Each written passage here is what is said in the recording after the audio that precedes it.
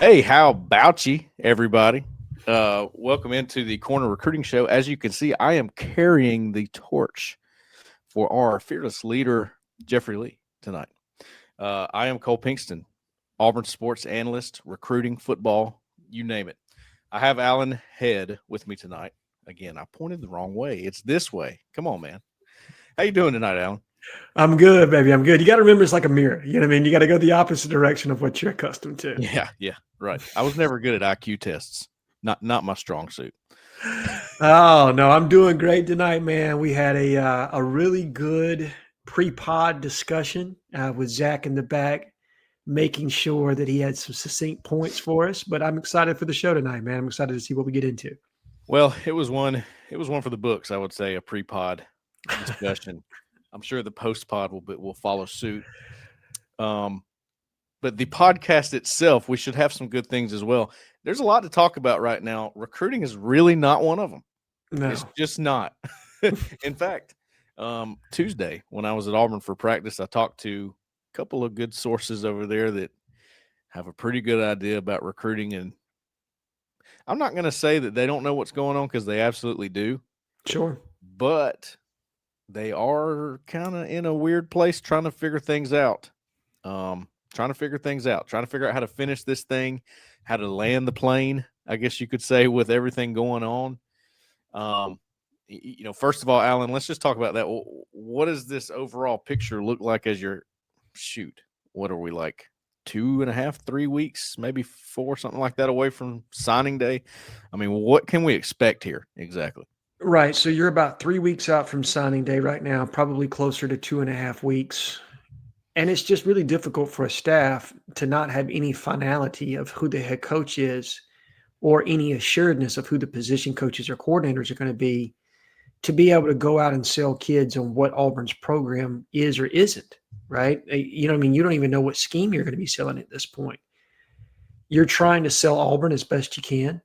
You're basically stating all the access that you're going to have to development and resources. And then obviously there's the financial piece that you can get into.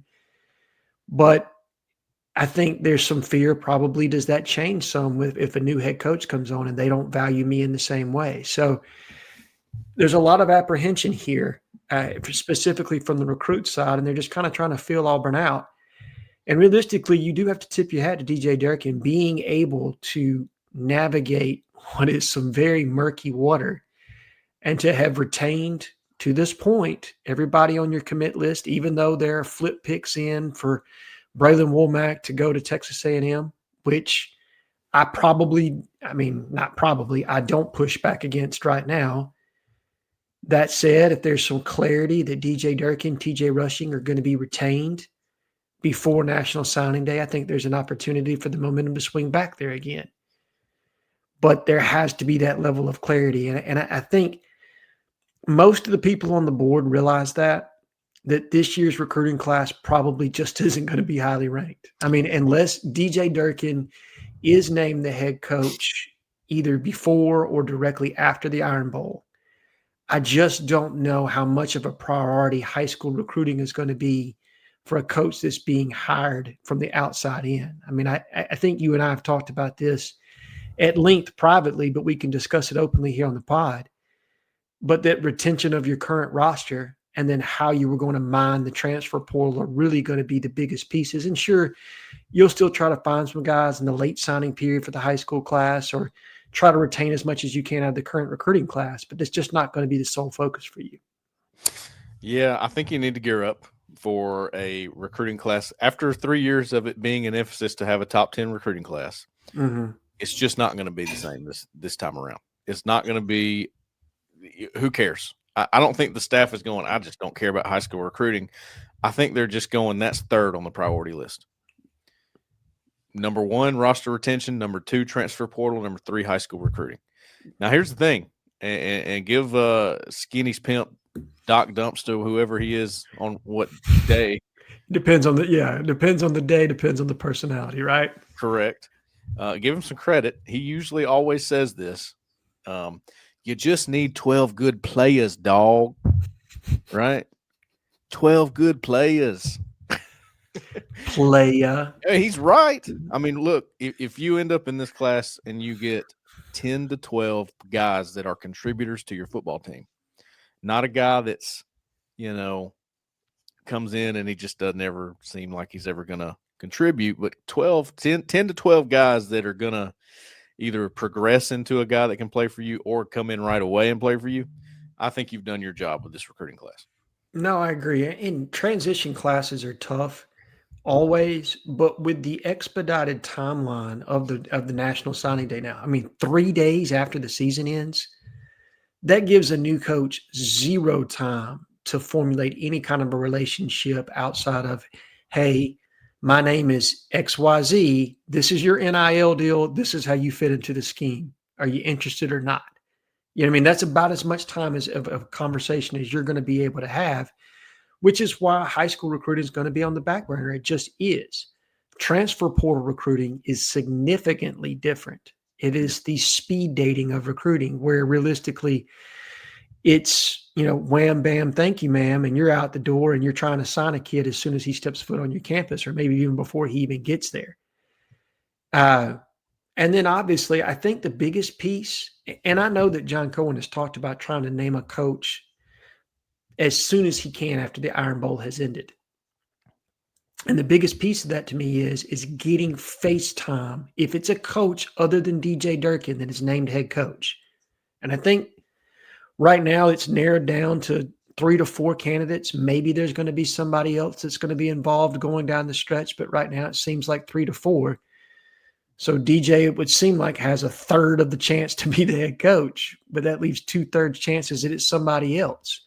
And for that somebody else, if it is an Eli Drinkowitz or it is, a John Sumrall, they're going to need an opportunity to sit down with these kids as soon as they possibly can to introduce themselves, provide their sales pitch, and why they should stay at Auburn as opposed to entertaining the transfer portal. Because it's something these kids are already feeling, right? Like they're already being tampered with. They're already having conversations. There are already people that are in their ear trying to get them off this roster. So getting FaceTime with the new head coach is going to be at a premium, and trying to get that done sooner rather than later has to be the objective for John Cohen. And I think he said as much. Yep, absolutely. And, speaking of new coaches, I think it would be terrible business for us not to talk about the coaching search, which it does play into recruiting, right? This is part of what we're dealing with as we're nearing signing day this time. I think on this show we'll follow the same suit as we think John Cohen is, and the new head coach will, whoever that is. Of let's talk about roster retention. We're going to talk about that on this show.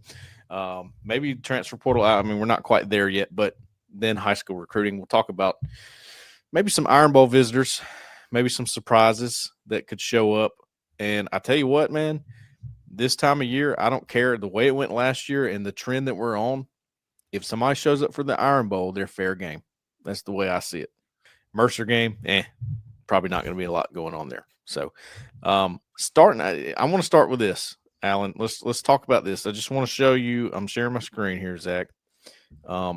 The top 10 of the roster retention ranking for me. I want to compare this to you, and I'm kind of putting you on the spot. I know you didn't do this, but what do you think about this 10 through 6 right here? You got Perry Thompson, Eric Winters, Robert Woodyard, Deuce Knight, Malik Blockton. Anybody there you think should be higher or lower? Maybe I'll show you the top 5 too. So I got a Morris Williams, Jeremiah Cobb, Jay Crawford, Cam Coleman at 2. Might be controversial. Xavier No, 1. it's not controversial at all. In fact, I think when you and I were doing a show a couple weeks back, I said Xavier Atkins would be my number 1. Okay. Deuce is a little high for me because I just don't know what you have there. Yeah, my opinion might be changing on a little bit since putting this out, especially because of the way Ashton Daniels played. Right. And just the whole situation in general, which I just don't know, man. It's such a weird thing. Yeah. Quarterback. And look, I'm sure I'm going to get raped over the coals for this from some of our subscribers, specifically those that are extremely high on Deuce. And I get it, right? I mean, I think you have people on other podcasts that they maybe they're a little bit more infatuated with him than I am. He's got a great skill set. He's a good kid, big arm, but I think he's still got some development as a passer. And so I don't Yep. know for next season how critical he is for you. Now he's the future, and so I can certainly see him being within the top 10 because of that. But to me, Ashton, specifically, if you're going to be using the same system. Now, I don't know how much Ashton translates into another system, and that would really be contingent on what the head coach plans to do. Though he has run pro style at Stanford. So he's shown some versatility there on tape. But I think to me, he would be a higher on the retention piece or needed to be than Deuce just because of what you saw in the Vanderbilt game, even though Yeah. I think Vandy may be max what you can get from him. Like I think that's top end Ashton Daniels in my opinion. And what you would hope for is that maybe he plays at a notch beneath that, but he's able to replicate it, in a way that it would give so much life to an offense to have, even if it's a notch down from this, to have that kind of consistency at the quarterback position from game to game. Well, I think the big question becomes, if you're going into next year with a new coach, do you want the starter to be a guy who redshirted and, he's talented but hadn't played? Right. He's going to get some action against Mercer, but really hadn't played at the end of the day. Or an Ashton Daniels, or you go buy a big one, because I think they're going to have the money to do it. I think they're going to have the money to do it.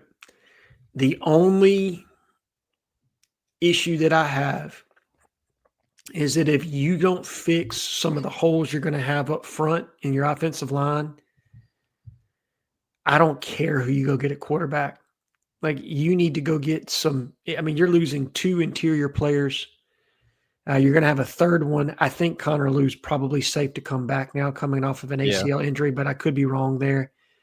But you're going to need to go find 2 guards out of the transfer portal because I'm not in love with what you have behind those guys. Even though you have some talented players, I think they're still maybe a year away, right, from really being guys you need to bank on.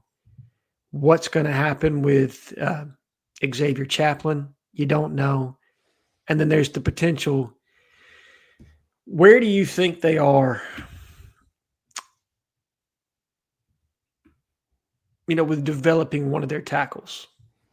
Where do you think they are on Tyler Johnson? Is he ready to play in the SEC? Yeah, man, I don't know. Honestly, the one that I think could play for you now, next year, is probably Ty Buster. But is he a left tackle for sure? Like, he might be a better guard than that eventually.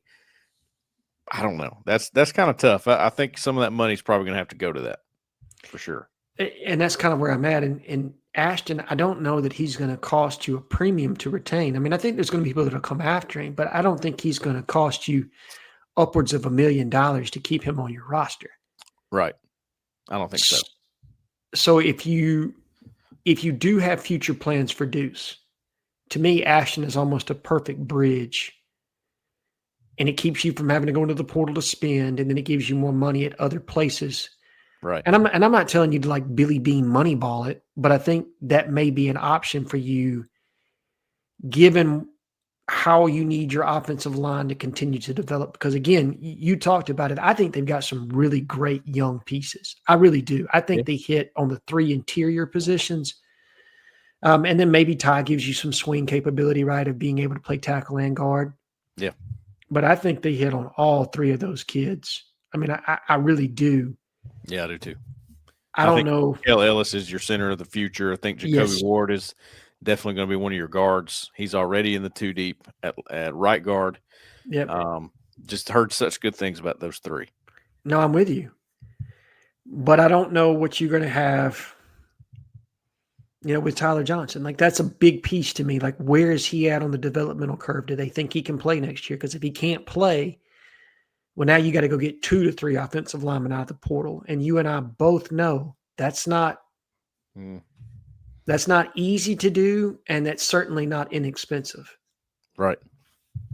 And for the record on this, for those who haven't looked at this. I did not put the draft eligible guys in this ranking. So Chaplin, Singleton, even Lou, Kay and Lee, like those guys that could go pro. I just left them out of this just to keep it, copacetic. Sure. So let's say this. Let's look at this group. This is the group above the top 10 right here.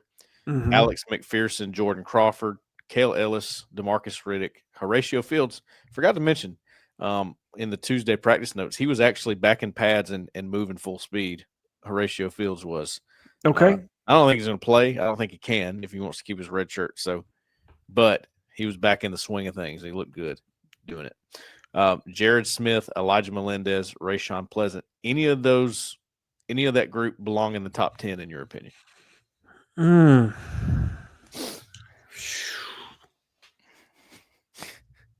Maybe Pleasant Yeah.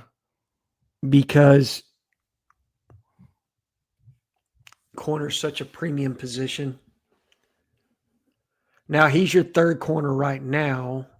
That said, I mean, I think you and I both think there's an opportunity for Kay and Lee to turn pro, right? I'd Like say. that's on the table. And if that were to happen, I think Rayshawn moves potentially into your top 10. Right. Melendez, I definitely considered putting in there. That's a young backer with serious ability. Jared Smith is a freak show. I mean, this group right here, there's a lot of potential there. It's hard to put them in the top 10 yet because the top 10 strong, man. It is. Let me ask you a question. Where are you at on Bryce Diaz versus DeMarcus Riddick? Like, Like switching places. I have Diaz at number 21 here. right. Riddick. How are you feeling about Riddick's development this year? Yeah, I think he's going to be out for the rest of the season with shoulder injuries, shoulder surgery, all that kind of stuff. I think that hindered him. I think it hindered his physicality. It wasn't the same physicality we saw from his freshman season. And having two shoulder injuries like he's got, or one, whatever it is, that'll stop you from hitting people. So, he was trying to play. He was trying to play more of a coverage role, and then when putting him on the edge, it just wasn't the same pass rush and that kind of thing. I think he's fine. Look, the ability you got with him, ridiculous. Get it? He's really a special talent. I think you got to find a place for him. He's top 15 for me. Like I had to sneak him in there to the top 15. No, I get it. I mean, he is a special athlete for sure. I guess I'm just really encouraged by what I saw from Diaz this year. I am kind too. of how he performed in that role. And I feel like as raw as he is, he's only going to get better. And so I wonder how that position, because there's just so many, I don't know that you're going to play 6 linebackers in one game. I think a 5-man rotation is about as good as you're going to do. Is Bryce Diaz the eval of all evals? He's close, man. I mean, that was a hell of a pull by DJ. You got to be honest about that one because you're talking about a 3-star athlete that had offers from like Boston College and Maryland, and that was it. Yeah. This was the picture we took the day that we met Bryce Diaz. he came in with Blake Woodby at a camp day, and Blake Woodby was like, "Hey, I got this buddy here, teammate. He's gonna come camp today. Y'all might want to talk to him." And we walked through the door. We're like, "Yes, we do want to talk to him. Absolutely. Let's get him right. Let's get a picture right here, bud."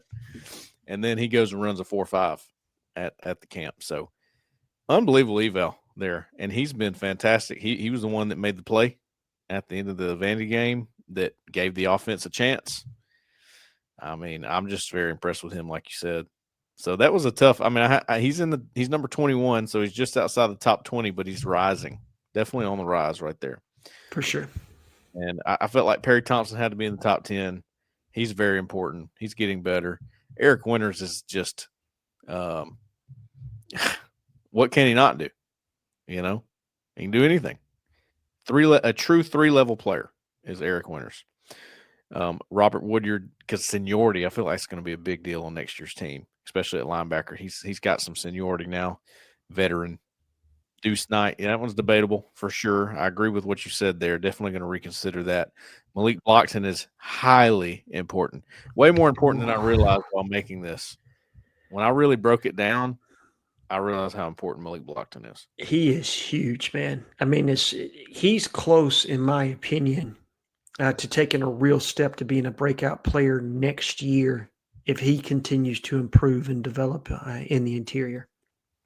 It's like, if not him, then who, right? You're going to have to go portal, but big deal. I mean, I like the young pieces there. I really do. Now, you haven't seen enough of them this year to feel comfortable without going to the portal, and you're going to have to go to the portal to get a nose. I don't think there's any question on that. Losing Bobby Jamison Travis, losing Walker, like you're going to have to go get some beef to play that nose position. Yeah. If, contingent you stay in the same defensive style that you're playing right now. And I think everybody, I mean, I don't know what Drink would do, obviously, but the two guys that we've talked about in the head coaching search, and both DJ and John play odd front a good bit. And so that nose is highly pivotal to be able to do that. Right. I think the top four, pretty much everybody agrees there. I would be surprised if anybody came in and was like, that top four, no way. It's Jeremiah Cobb, Jay Crawford, Cam Coleman, and Xavier Atkins. Well, and I don't think anybody would push back against your top five just because Amaris Williams is going to have such a role. I mean, if Keldrick Faulk were coming back next year, Amaris Williams wouldn't even be on the page, man. Not for me. That's what I was going to ask you. Amaris Williams versus Malik Blockton, who should be in front of who on that one? Because, again, you break it down, Keldrick Faulk, Kieran Crawford out, we think, right? We think Keldrick Faulk's out. I don't expect him to come back personally. No. So then who? Jared Smith is there, obviously, but Amaris Williams has got the playing under his belt now. He flashes, man. He is the flashiest player on this team, in my opinion. So I put him at 5 over Blockton, but you can make a case for either, I think. No, I'm with you. I mean, Amaris has done some splash work, is the way I would call it. Like, he does things sometimes. He still plays a little undisciplined sometimes. You can still see some rawness. I like how he started to use his hands more, though. You can see those heavy hands he has and how he can create separation with them. The twitch that he has, he is a really, really hard matchup for any right tackle in the league, specifically in pass rush situations. So as he continues to develop and take that next step, he could be an NFL player for sure. Yeah. But again, I think he's got an NFL player behind him and in front of him. Like, they have recruited that position extremely well. So if Keldrick comes back, I don't know what that does for Amaris. I don't know that he would be patient enough to wait another year without being the guy. Now, I don't want to make anybody think that I believe that Keldrick's coming back. I don't. But I haven't heard anybody say for sure he's turning pro either. It's just kind of assumed. Right. I mean, you have his brother there, JJ. So that's an interesting dynamic. I mean, have you ever seen anybody get a first-round grade and then not go? No. I don't think it's ever happened. No, I mean, maybe like Tim Tebow or something. I don't remember if his was a first-round grade, though. What was Derek Brown's grade as a junior? That's interesting. If his grade was first round, and I can't remember if it was late first, early second, like what kind of grade he had. And then he came back because his brother, his brother committed and Cameron stayed at Auburn for several years. I think at least 3. Maybe he was there all 4 years. I can't remember because that period of time is kind of hazy. You have to transition to the to the Harsin era. So yeah. And then you had the COVID year, and that was just weird. That was like a fever dream. For sure. For sure. No pun intended. So I think that's a good transition into. Hey, Big, how about you to tonight's show sponsor, Brunt Workwear. Y'all know what it is. You've seen me wear them. You see me rock them. They're the best boot on the market. In fact, I have a customer testimonial I wanted to read everybody. I had Brunt's been selling for us really good, really well. Frank Thomas Nugenic says, I had my first pair of Brunt boots come in last week. I'm a really big fan of them. I hadn't heard much about them before they came on as a sponsor, so I owe you a big thank you and how about you. So how about you and thank you to Brunt Workwear. If you're not familiar with Brunt, they're fantastic. They come ready to work, already broken in. They did not want to give up any of the quality and durability by making them any less versatile and comfortable. So go right now, Brunt. Brunt was here's what it is. Brunt was tired of the brands out there cutting corners. You work too hard to be stuck in uncomfortable boots. They just don't hold up, people. They built something, so they built something better. Both boots that are insanely comfortable and built for any job site for a limited time, folks. Go to bruntworkwear.com. Use the promo code WAREAGLE. Get you $10 off your first pair. And when you get ready to check out, tell them we sent you. What we're talking about here with evals, with recruiting. So, as far as I'm concerned here, Alan, I'm in my head, I'm down to 3 candidates, coaching candidates. I don't know about you. Maybe you're still considering guys like Kenny Dillingham, Clark Lee, whatever. I think it's between Sumrall, Durkin, and Drinkwitz. Yeah. I'm not closing the door on Charles Kelly just in case. I mean, I guess you shouldn't close the door on any of them. I'm not saying to do that, but those are the 3 in my head that it's going to whittle down to. All my intel would tell you that it's those 3. Now, you never say never, right? There's always an opportunity that there's somebody that John Cohen has been having conversations with that, my information doesn't match up to, or that hasn't been reported, because you do sometimes try to have surprises in searches like this. Yeah. So, there's always the potential that a name like a Dabo Sweeney gets involved, or a Lincoln Riley, or something like that, right? I have a hard time believing that's legitimately going to happen. I think these 3 candidates that we're talking about are all realistic, legitimate candidates in this race. And I think you can make a case for all 3 potentially being the best fit at Auburn and being able to create some sustainable success. For sure. So looking at this, and I just did the top 5 for each, and the way that I gave credit for a recruit is they either had to be the primary recruiter, which could mean they were either the position recruiter or the area recruiter. That falls under primary, or they were the head coach when they signed them. All right, so let's start with John Sumrall. Trevin Wallace, we've talked about this one. This was a big one for him at Kentucky. He was the primary recruiter there. He was a big Auburn target, Trevin Wallace. Yes. And, big Georgia target down the stretch. And that's what doesn't get talked enough about in that recruitment is Georgia came in late in that one. Obviously, the inside linebackers coach / defensive coordinator there is a really, really good recruiter. And John was able to hold off them and then a surge by Auburn. Even though Travis Williams had not been retained at that point, Auburn was still pursuing him. Who was the inside linebackers coach at that point? Was it Schmetting? Oh, yeah, probably. Schmetting, yeah. It had to be. But they were able to beat an Auburn program that was, look, by and large, Kentucky just doesn't beat Auburn regardless of who the head coach is for recruits. Like, that just doesn't happen. So able to beat Auburn and then able to beat a surging Georgia there at the end for a guy that ended up going either 2nd or 3rd round in the NFL draft and was an all-SEC player. Probably a good pitch when you were a linebacker at Kentucky and you start recruiting one as I think he was the linebackers coach, maybe assistant head coach or something, whatever he was there. But just looking at his 5 there, you got Trevin Wallace, who was a 4-star, and I added the rating, 94. He was a 94, so he was a pretty high 4-star. Yeah. He got Lakia Henry. I believe that was when he was at Ole Miss.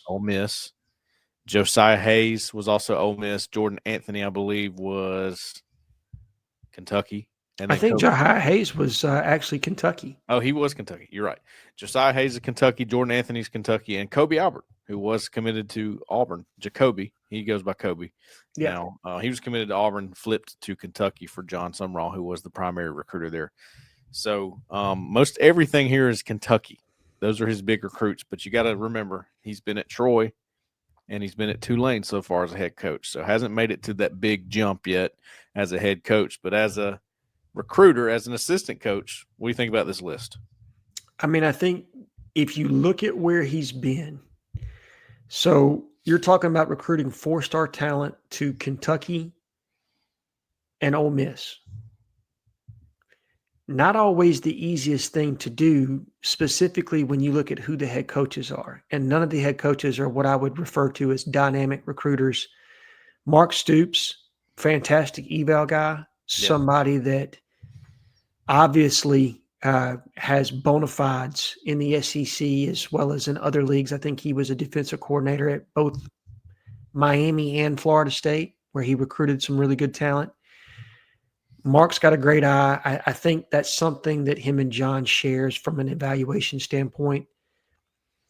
But being able to get blue chip talent to places like that is not easy. And especially when you don't have that dynamic head coach. Then his Ole Miss head coach was Matt Luke for 1 year. Matt's is a good recruiter, but as a head coach, Ole Miss never had overwhelming classes. Let me put it like that. Not like that Hugh Freeze fella. No. Look, you can say what you want about the Reverend, but Hugh can recruit. Okay. I mean, you can't knock him for that. You really can't. He has been a fantastic recruiter at every stop. He's been a good recruiter at every stop he's been at. He's really, really good in the living room, does a great job from a relational standpoint. Again, it's kind of like Harsin, right? You know what I mean? It's going to be hard to say good things about Hugh Freeze for a while until that taste is out of people's mouths. But Yes, you're right. you can't argue too much about the roster composition under his tenure at Auburn. I mean, you remember the video that was made for Perry Thompson when he went out to his house. Yeah. He and Marcus Davis. That video, you watched that and you went, and now Auburn's in good hands right there as far as getting players. And then it just wasn't quite the same as he went along. And look, he had all kinds of things going on. Sure. You understand that part. But here we are now. He put together a pretty good roster for a new coach to come in. And you're looking at what these coaches that are up for it did. You go to DJ Durkin, 5-star offensive tackle. DJ Humphreys, he got while at Maryland. 5-star edge, Jonathan Bullard, I believe, was at Florida. DJ Humphreys was Florida. He was from the state of North Carolina, got him down to Florida, if I remember. I got confused here. You're going to have to help me on that. 5-star Jonathan Bullard, that was Florida, I believe. Yes, it was. Terrence Davis was a 4-star offensive lineman for Maryland. Yes. Okay. Dalton Brooks still plays for A&M. He was primary recruiter for Dalton Brooks. He was the guy that did the fake punt the other day against somebody they were playing against. And then, interesting, J.J. Falk. For my research, J.J. Falk was the next highest ranked guy on the list. That is interesting because DJ had some really good linebackers at A&M. Now, I don't know if those were guys that he developed. Well, so the guy that to me stands out from his time is Torian York, who is playing right now, and he was a 3-star recruit. I did not realize that. Yeah, I did not realize. I thought that kid was higher ranked than that because he certainly plays like it. That's for sure. Yeah, he's a baller. He is. I mean, that's kind of where you're at with the linebackers on Auburn's team right now. I mean, they were all pretty highly recruited. Xavier Atkins was a 4-star. Let's not act like he was a hidden gem. He was when it comes to transfer portal because he hadn't played. But Durkin went straight off the high school eval there. This is what I thought of him in high school. Let's give him a shot. And wow. No, I mean, look, you can't argue with DJ's bona fides in recruiting. And I think what DJ does better than most is that DJ trusts his own eye. Let me put it like that. Yeah. He trusts his own eye and his own evaluation. I think he's got a history of making some shrewd evals. And then once he creates a board, he doesn't really get off of it, right? Mm-hmm. Like he sticks to that board and he finds a way to win a recruitment for a kid that you don't necessarily think that he's going to get. I mean, take Melendez for instance, right? Like Elijah and we'll spill the tea here, was supposed to flip to Auburn significantly sooner than when he actually did. Yeah. And there was a lot of back and forth with Miami and Mario doing some things to kind of keep him in the class. And DJ found a way to get that one done. Now, you have the added benefits of NIL now, and there are always other people that are involved in recruitments that, that help. But DJ was the linchpin on that one, in my opinion. And his ability to sell a next level linebacker, and I do believe Elijah Melendez is an NFL type guy. Yeah, that's big, man. And you can see again his very talented bona fides right here as far as what he's been able to bring to the schools he's been at. Absolutely. I think Elijah would be next after Falk. I think he's just a tick under Falk as far as the rating goes, if I remember correctly. But now you look at Eli Drinkwitz. Good gracious. Yeah. And all of these guys are Missouri. These are all the guys he's gotten in as head coach at Missouri. Right. 5-star plus Williams Nwaneri, however you say his name. I don't even know what kind of impact that guy's made yet over there, but none. He's already at Nebraska. He'd already transferred after year one. Yeah. It was still impressive when they landed him nonetheless. Oh, for sure. 5-star plus Luther Burden. Unbelievable player. Second round draft pick in the NFL. Yeah. Yes. 4-star edge Javion Wilson. 4-star wide receiver was a bit of an Auburn target. Made it to and 4-star quarterback Matt Zollers, who is currently their starter until they get Pro Pribula back. Boy. I mean, I think pretty strong. Yeah. Well, and the other thing about Drink that I like is that Missouri this last year or so has really kind of started to assert itself in the transfer portal. Yeah. You've seen that with obviously landing Hardy, the running back that I don't know if anybody was paying attention to last week's game against Mississippi State, but he went for over 300 yards rushing in one game. So if you like seeing guys that run the football, my word. But Drink's done a really good job, and he's really taken on that next step as a head coach of becoming more of a CEO. He's still more involved with the offense than the defense, but he's not calling plays. He does a good job of overseeing the entire organization. And what I think I notice is that they do a great job of addressing needs. It may not always be with a star player, but they do a good job of their evaluating their needs. And then they develop players, and they develop players at a pretty high clip. Like the guys that came in there minus Williams Nwaneri, who, we'll see how good he is at Nebraska. I haven't looked at his stats this year. He looked all world in high school. And then, there were some rumors he was pretty much a paycheck kid when he got to Missouri. So, that happens sometimes. But sure, again, by and large, Missouri has done a really good job as a developmental program of getting max out of their guys and doing a good job with weeding out the kids that don't work out and replacing them with transfer portal players that more suit their needs of what they need to be competitive year over year. I think he understands quarterback too. Just I don't know if you've watched Matt Zollers yet, but he's got a bright future for sure. And then just the eval on Bo Pribula, like he was the backup quarterback at Penn State. Yes, and I think he's been great.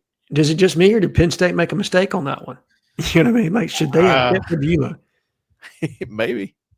That guy's not the head coach there anymore. If you don't remember James Franklin, you might have heard of him. You may or may not have. New head coach for the Virginia Tech Hokies. Let's give James some credit. Maybe James will call in our show. He's got a reputation of being James from Nashville or James from State College and just calling into local radio stations. Does he really? Yeah. So James Franklin, if you're listening to our show, call into the next call-in show. Be James from Charlottesville and call in and give me and Jeffrey Cole a piece of your mind. But interesting. That would be great. Zach from the back comes in and says, Williams Nwaneri has 26 tackles, 5 tackles for loss, 2.5 sacks, 2 fumble recoveries this year for Nebraska as a redshirt freshman. So, Mr. Allenhead, take that paycheck player shit and shove it, where the sun don't shine. Okay, so, there you go. There's one knock against Drinkwitz for all those that are listening to that and about to vomit because I know y'all just love him. I like it when he plays the guitar, man. That's my fave. I thought it was a little harsh putting dork on there, but that's what his self-proclaimed. That's what he says. He calls himself a dork. Here's the thing about Eli, and this is what you have to appreciate. And I think as you get older in life, you realize people that are comfortable in their own skin, it's harder and harder to find. And Eli's very comfortable with who he is as a person, very self-aware, I'd say he is very confident. And those kind of things just don't bother him, man. And while I get that he's probably a little bit of an eccentric personality for some, I think that kind of confidence in this conversation in recruiting plays to his benefit. And you've seen it pay off for him. And what could he do at a platform like Auburn where the proximity of talent, and I'm not talking about just talent, I'm talking about high-end blue chip talent, especially when you've got an endorsement from a guy like Cam Newton, that carries weight in the city of Atlanta. So for anybody that thinks that Eli might not necessarily be the right pick, I would tell you that I think he could get the job done. I think he could get it done at a high level. And I'm not politicking for one over the other. I think all three of these guys we've talked about could get it done at Auburn and get Auburn to that platform of what they need to be, which is sustainable year-over-year success, perennial playoff contender, and then obviously find your way into the dance more oftentimes than not. Yeah, again, look at these 5. That's at Missouri, guys. It's impressive. Yeah. It's impressive. Again, not advocating for him as head coach. That's not what we're just looking at these the stars that they've raked in, and you're not going to find a much more impressive one, especially as a head coach, than what Drinkwitz has done there at Missouri. And then the wins, of course, that came with it, also impressive. But does it get more impressive than Charles Kelly's credited list? No, look, man, Charles Kelly is a guy that has he's got skins on the wall in this league for days. He knows every coach throughout the state, every pig trail through Georgia, through South Georgia. You know what I mean? Like Charles knows people. He's a phenomenal relational recruiter. Okay. Builds relationships with kids that you wouldn't imagine that he would have anything in common with. Yeah. But he finds a way, right? And very likable. He's just very likable. Yeah. Know? And has a way to not just relating to the kid, but also to the parents. Yeah. And I think the thing that I love about Charles the most, and this is what you learn when somebody works here and you kind of get the backstory. Charles had the ability to figure out who the decision maker was in a recruitment. Mm-hmm. Like that. And he could hone in on that person because again, and we've talked about this, kids don't often make decisions on their own. They got people in their ear. They got people that help them make decisions. It's the camp for sure. It's the camp. And Charles knew how to figure out, all right, who's the most important person in the camp? Got it. Okay. Yeah. I had a staffer at Auburn tell me that and a staffer who is well-traveled, I will say, told me straight up, Charles Kelly is the master of recruiting, the master, like the best he's ever been around in his years. You hadn't seen anything like him. He just knows for some reason. Now, I don't think Charles Kelly's going to be Auburn's next head coach. I would be very shocked if that were the case. I'm just saying, dude can recruit. Here's his resume right here. Caleb Downs, Cormani McLean, Will Anderson, James Smith, Yanze Pierre, all 5 stars. No, and he's had a good year at Jack State, and I'm actually shocked he's not more in contention for the UAB head coaching job than what's been reported to this point. I think he would kill it there if that's where he wanted to be, and that's an uptick in a conference that gives him a larger platform. For sure. Just a quick look at the other 2 candidates. We're not counting them out. Just like I said, I think Sumrall, Durkin, and Drinkwitz are in a better position at this point. Dillingham's list is very interesting. It starts with Wesley Steiner, right? And he has A.J. Duffy was a 4-star quarterback. Yeah, for Florida State. Florida State. And then Chubba Purdy, 4-star quarterback, I believe. Florida State. Desmond Tisdale to Auburn.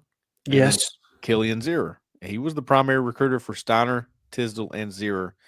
Steiner and Tisdale didn't work out at Auburn, but Zierer was a big deal. Right.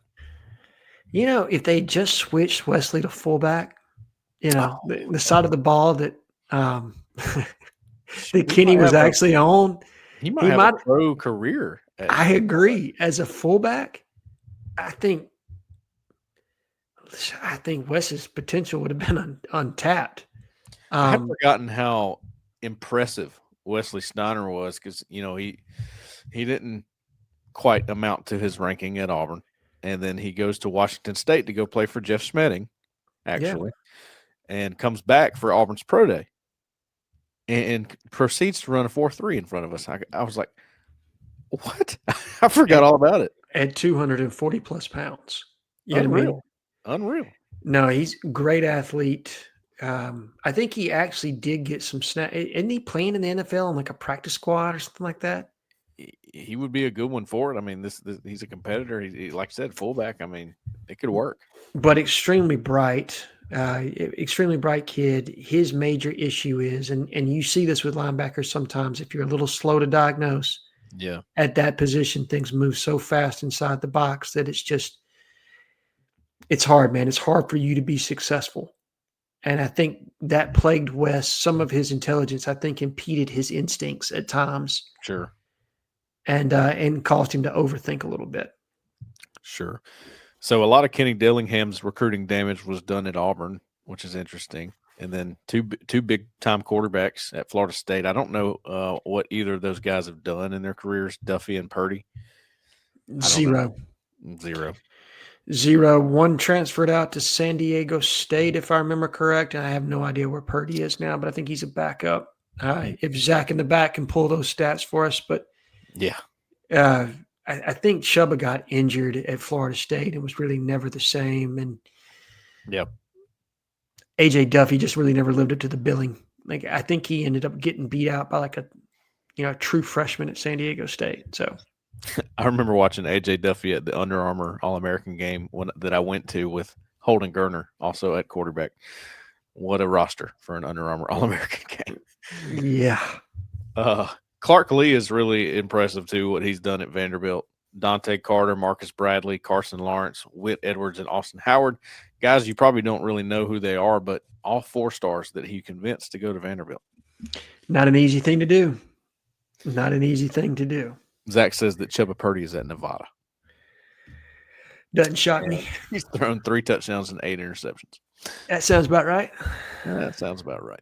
So anyway, just a quick overview there. I just wanted to walk through that some with you, Alan. And I mean, when you get an overall picture, and it's not the whole picture, but the 5 top guys for each guy, you get an idea of what they are as a recruiter and what their prowess might be.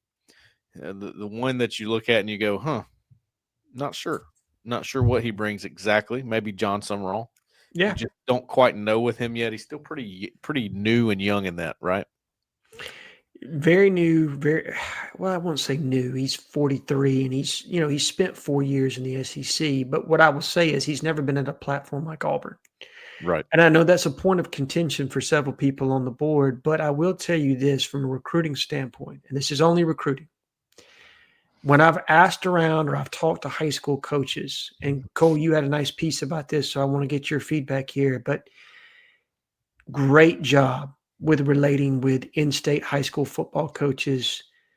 May walk in with the strongest network of any candidate at Auburn as far as knowing the high school coaches in the state of Alabama. And then I was also told he had some really good contacts in South Georgia, where that was a recruiting territory for him with Kentucky. But a guy that did a great job from the communication part of it and building relationships part of it. And I think where Brian Harsin came from a lower level and moved up to Auburn, this is not a situation where John Sumrall is walking into an area that he doesn't know or what the expectation is.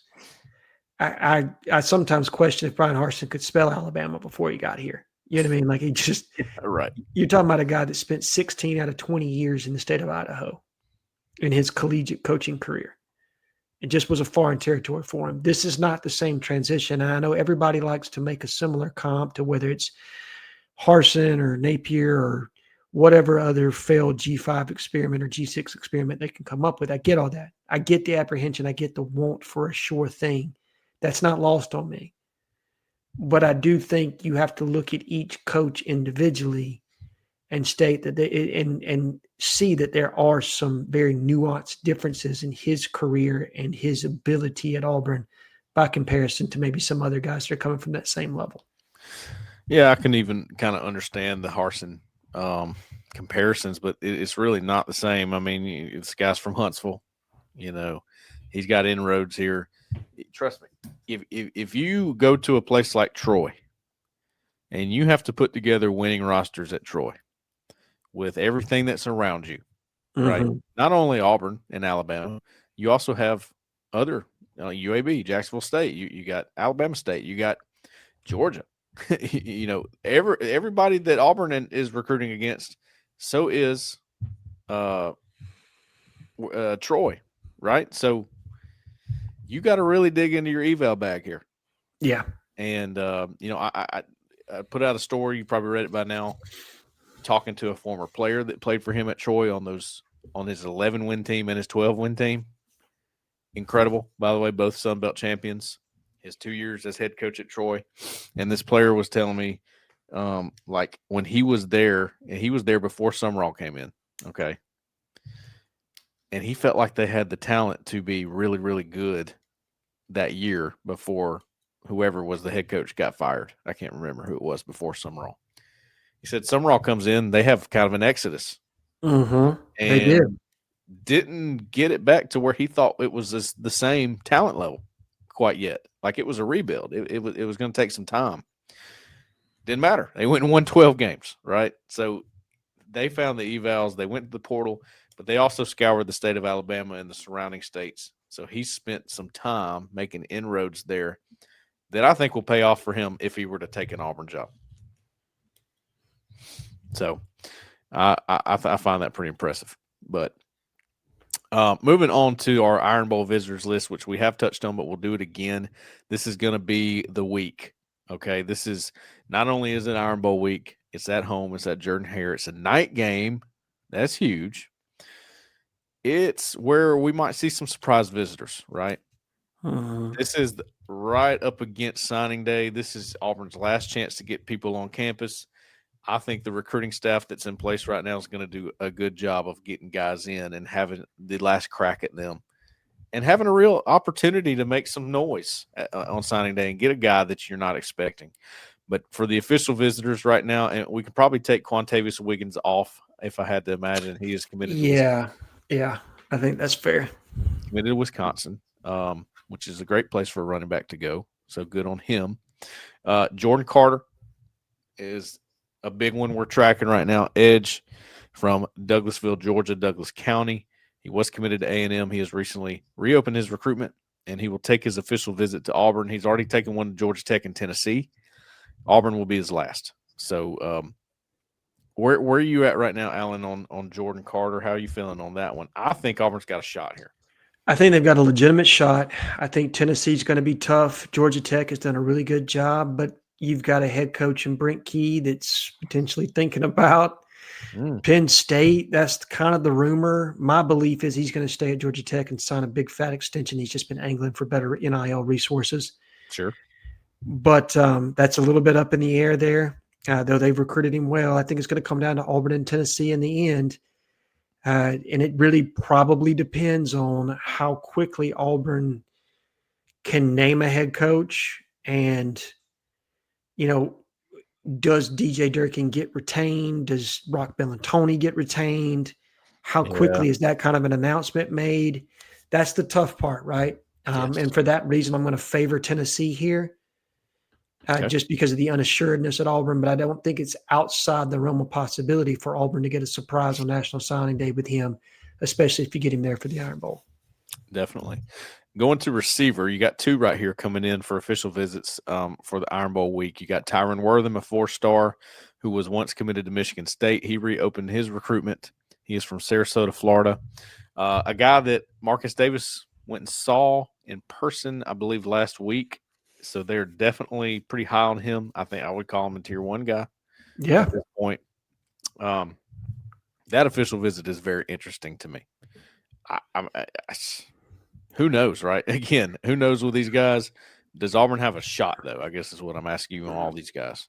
Has a shot for sure. I think he's got a top 2 of UCF and Auburn. Yeah. Which is interesting. For a kid of his skill set, you would think there would be other teams in on him. And so I don't know what's keeping that from happening unless other schools that he's interested in have just kind of filled up and they're saving room for the portal, which is always the case, right? Sure. Like those are the kind of things that are going to happen. And then in Auburn's class, what's going to happen with Jace Matthews? That's the other piece to this that you don't know. Now, I'm with you. You had talked about this before, Cole, that you may need some more bodies in the wide receiver room just because there's the potential for attrition. Yeah, I'm not going to lie to you. Speaking to a source on Tuesday, again, I ran it by them. Hey, you know the statement that Freeze was making about all receivers coming back, every single one of them. I'm getting them all. Every one of them is coming back. Your thoughts on this? Like, I just ran it by someone. They're like, sure. Yeah, well, we're not going to plan for that. No. You can't do it. A little bit of bullshit baked into that, Hugh, but that's okay. How irresponsible would it be if they did not plan for that? I would be very irresponsible. And so, again, having a guy like Tyrone Wortham on campus, very talented kid. He's a multi-positional player to me, can play slot, can play on the outside. So he gives you some portability at the receiver position. Probably he's explosive, but maybe more quick than fast. Got some nice shake in the open field. I think he catches the ball with nice, strong hands. It doesn't show a lot of body catches on tape, which I think is nice for a receiver. Right. But and that's a talent-rich area that he's playing in. The state of Florida, from a skill position standpoint, I mean, that's as good a brand of football as you're going to get. And he's in that Sarasota, Tampa area, so he's seeing high-level competition. For sure. Now, I love his tape. I think Rivals loves him. He's the number 133 overall player in the country for Rivals. ESPN has him as a 4-star, so he is actually an industry ranking 4-star as of maybe a month ago when Rivals bumped him up pretty big. So, yep, he is one that Auburn's definitely tracking really hard there. Also, the guy we love, Alan. I love him. I think you do. Let's see. Deshaun Spencer, who is currently committed to Duke from Saraland, Alabama. If I'm putting RPM predictions in, and I ain't, let's go ahead and tell you, I am not that stupid. Okay?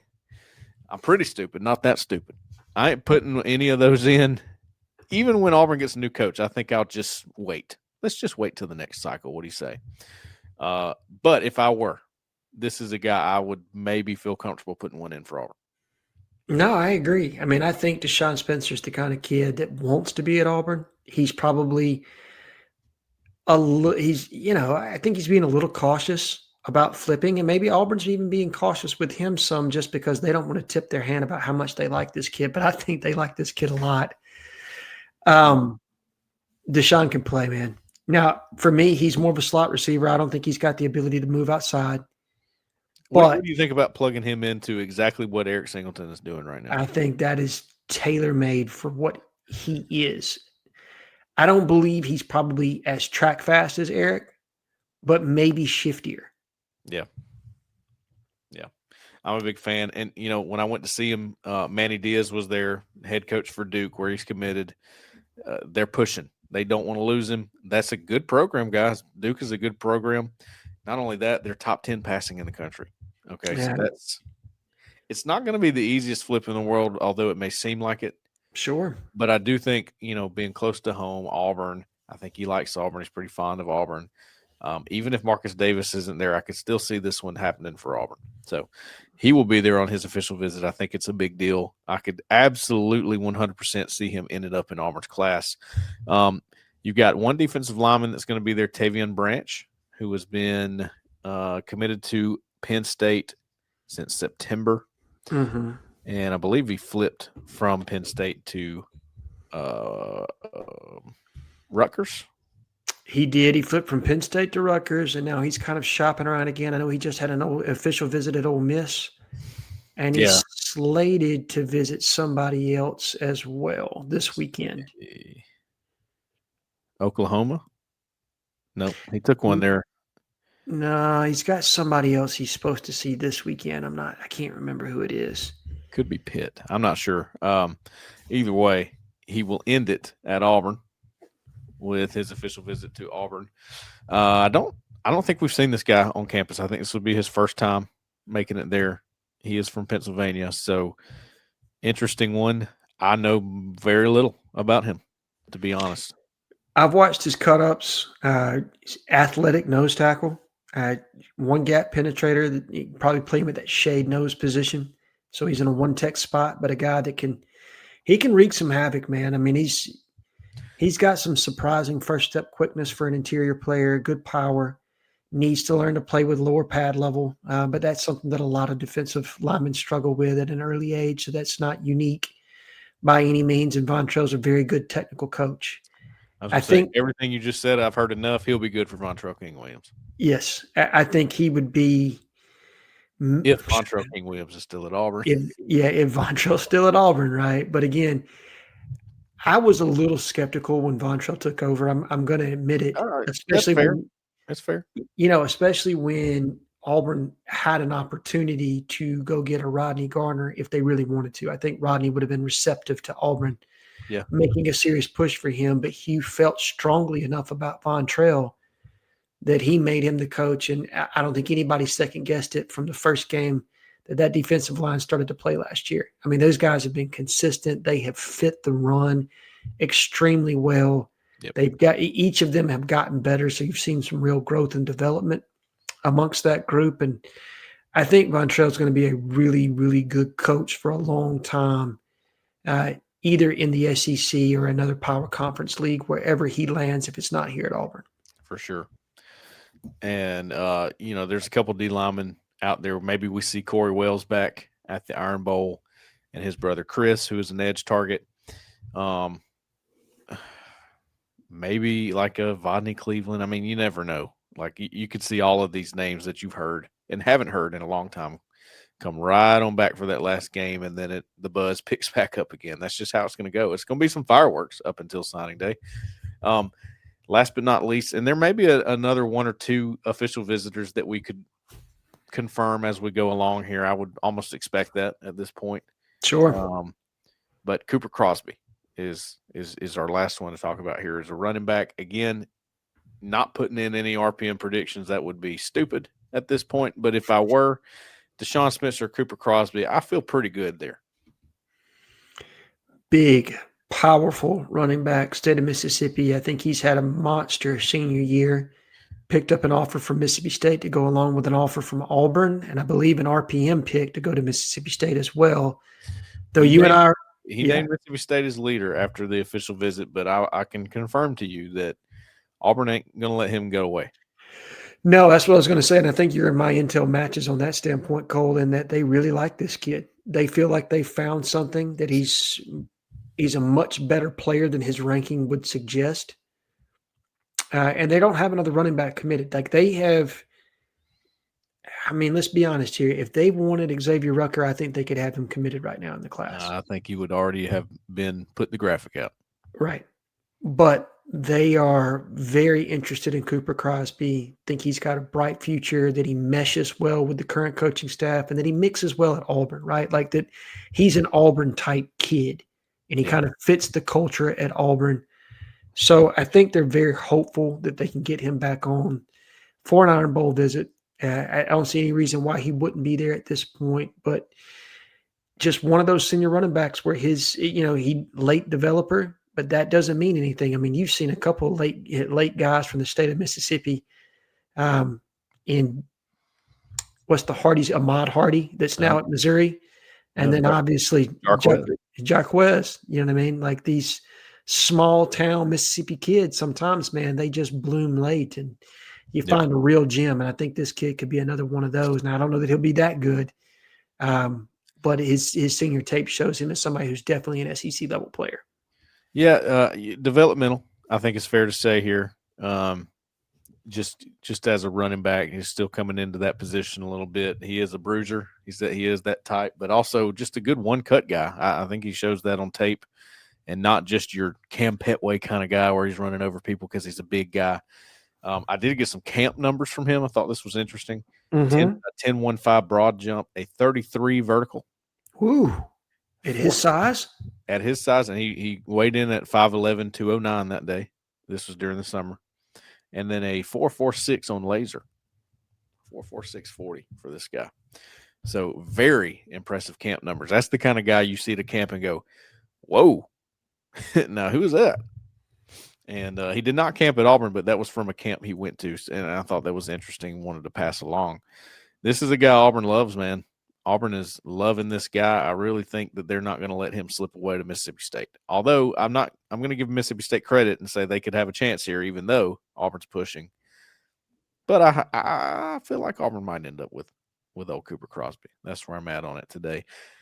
Alan, to end the show here, man, is there anybody you maybe a surprise, and it's called a surprise because we don't know exactly what's going to happen, but is there anybody on your radar that could possibly show up for the Iron Bowl that we may not be expecting? Oh, well, I mean, I think you got to watch out for, guys the caliber of like a Tank Jones. Mm-hmm. You know what I mean? I think he could be there. I think he will be there. What happens if you find a big 4-star linebacker from the state of Georgia, maybe somebody like that wants to make their way to campus? Sure. Wouldn't overly shock me to see somebody like that. I mean, I think the top-rated kids in the state of Georgia and the state of Alabama, as many of those that you can possibly get here, I think you're going to angle to do that. I agree. I put a couple of guys when Rivals updated the Rivals 300. I put a couple guys in there just in case. I think these are guys maybe you should watch for coming in for the Iron Bowl. Zion Ely, Emmanuel Iheanacho. Probably not those two, but put them in there just in case. You never know. This is Auburn's trying to play the money game here, and those guys are up there as far as that goes.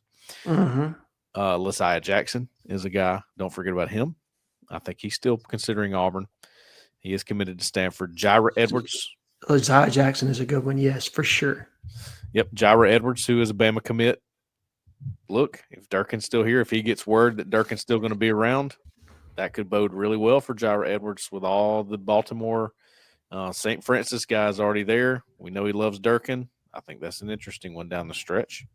I put Landon Duckworth in there. Landon Duckworth to me is interesting. Not because I've heard anything necessarily, but let's say that Peyton Falzon doesn't fit the new coach. Let's say that he decides to go looking elsewhere and Auburn needs a quarterback. Well, let's say you get a John Sumrall, a guy that wants to start in state maybe. Landon Duckworth is sitting right down there at Jackson. It would make a lot of sense. Could it happen in 4 days? Could you get it done in 4 days? In this recruiting world, yes, sir, you could. You 100% could. Do you agree with that? I absolutely do. I mean, look, it's not like Shane Beamer is in a wonderful position at South Carolina right now, right? No. I mean, if he were committed to, say, an Ole Miss, or he were committed to, well, maybe Ole Miss is a bad comp right now, given everything that's happening there. But if he were committed to Georgia or an Alabama or a Tennessee or something of that nature, you wouldn't have that same level of confidence. But given that Shane's feeling some heat there in Columbia, given how the closeness and proximity of Jackson to Auburn, I think that's one that's doable for Auburn if that's who they decide that they want to go all in on. Now, NIL resources are going to matter in that recruitment, and I'm not going to shy away from saying that. But if you're prepared to do what's necessary to win that commitment, absolutely you can flip that young man. For sure. Also put Hezekiah Harris on there. You never know. His brother's at Auburn. That's something that could be interesting. Trenton Henderson, Rock Bellantoni went and saw him recently. He was committed to LSU. There's, that program currently does not have a head coach. He's a guy that Auburn's always kept tabs on. That's an interesting one. Corey Barber, I thought maybe keep an eye on him. He's an in-state guy committed to Ole Miss, a highly ranked guy. Claude Puma, Dylan Purder, a guy from Tuskegee, Claude Puma from Chicago. Been a big Auburn target all through this. Elijah Golden is a guy that we've sort of paid attention to, a Notre Dame defensive lineman commit from Sarasota, Florida. And just for offensive line, I would keep an eye out for Oliver Miller, Kansas State commit who was supposed to be at Auburn a few weeks ago, didn't make it. I think Auburn still wants to get him in. And then a new name, Brady Beckenhuis, I believe is how you say that, who is from Arlington, Massachusetts, and is a Boston College commit, an offensive lineman who just moved into the Rivals 300 at number 263 overall. Wow. I think Auburn is working on getting a couple of O-linemen down for the Iron Bowl. So those are the two I would watch for that. Tyler Atkinson. That was kind of the 4-star. Yeah. Georgia linebacker I was hinting at, but yes. Also. Yeah, that's one that would make a lot of sense to me to be able to get him back down, especially the connections that Kenyatta Watson has at that school. You get the idea here. This is not a, hey, Auburn's about to flip all these guys. It's a, hey, we're going all out. Yes. Get you here. Well, let's see what you – it goes back to Kevin Steele going, well, we had a few of them flipped, and then – right? Right. Well, I mean, you're trying to make it big cat light, right? Like get as many big names as you can here for this kind of an environment, and then let the chips fall where they may. For sure. All right. Well, that's we'll cut it off there, Alan, and real quickly because I know we spent some time here tonight. We tend to do that. That's on me. I think it's probably on me. You're good, man. You're good. You have any how about yous? None from me this week. Okay. I'm going to have some for next week, but none this week. I have like 3, so I'll hit those real quick. LA Whip. LA Whip is one of mine this week. SJ Jim, another one of mine this week. Good to hear from him. And then Tiki gets one for me too. Those are my 3. So I like that. When Jeffrey comes back, I'm sure we will have a slew of how about you to give out. For now, just 3. Big week for those 3 because there's a lot going on the corner in the bunker right now. My goodness, I cannot keep up, Alan. It is some of it's good, some of it's bad, but when you average it all together, it's good, I think. Right? Always good. Always good. So you definitely want to be a part of that if you're watching this and you're not. Coaching search updates, Justin Hokanson killing it. JG Tate, Brian Matthews, Caleb Jones, Jeffrey Lee, and myself killing it. Yes, right. I'll throw myself in there. And you need to always look at what Alan posts on the board because it gets traction, son. Give it a look for sure and come join us. And that will do it for us tonight. Appreciate y'all joining in. Hope you learned something about roster retention, recruiting. We just hit everything tonight. Why not? For Alan Head, for Zach in the back, who stayed in the back and popped in with a few notes, and for myself, we will catch y'all later. See ya.